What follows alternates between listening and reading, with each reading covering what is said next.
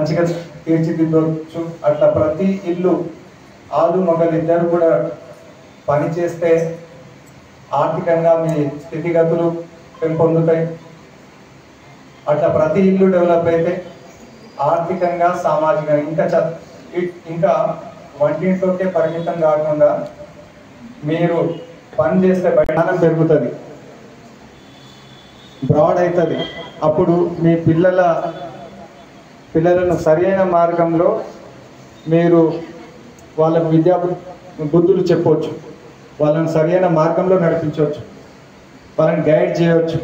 ఏది తప్పు, ఏది రాంగ్, ఏది రైట్ అనేది.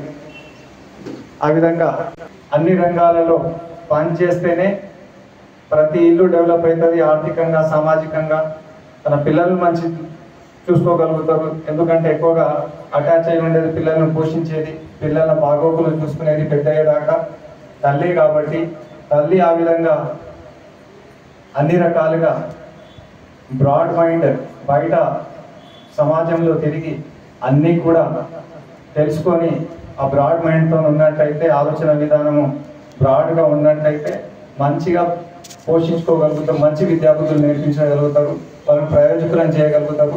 అట్లా ప్రతి ఇల్లు డెవలప్ అవుతుంది, సమాజం డెవలప్ అవుతుంది. ఆ విధంగా సమాజం డెవలప్ అయితే దేశం డెవలప్ అవుతుంది, మనం ముందుకు వెళ్తాం మన దేశం.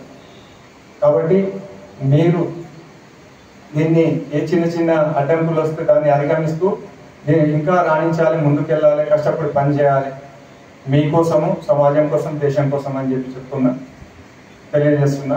ఇంకా ఈ సైబర్ క్రైమ్ తొందరగా పెట్టేసేయండి. సైబర్ క్రైమ్ గురించి చెప్తాము, అందరికీ చెప్పండి.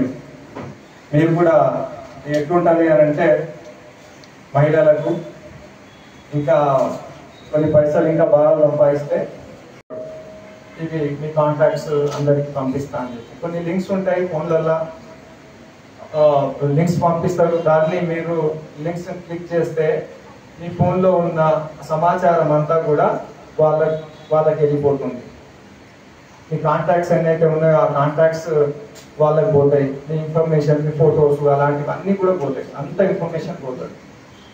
వాటిని కూడా మార్కింగ్ చేసి మిమ్మల్ని భయపెడతారు, బ్లాక్మెయిల్ చేస్తారు. నూడ్ ఎవరికో ఫొటోస్, నూడ్ ఉన్న ఫొటోస్ మీ ఫేస్ అతికించేసి నేను షేర్ చేస్తా ఇది అని భయపెడతారు. భయపడకూడదు. అలాంటి సందర్భంలో ఏం చేయాలి? ఇలా మోసపోయినామని తెలుసుకున్నాక వెంబడే 1930 కాల్ చేయాలి. Okay, national cyber crime portal. Okay, 1930 కాదు, ఎన్నో రకాలుగా మీ ఫోన్ వేరేళ్ళకు మాట్లాడడానికి ఇవ్వకూడదు. తెలియని వ్యక్తులకు మీ ఫోన్ ఇవ్వకూడదు.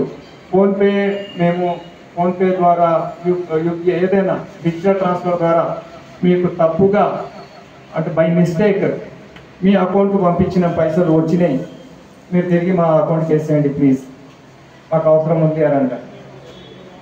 అట్లా కూడా చేయకూడదు. సరే వాళ్ళే కదా పైసలు అని అంటారు.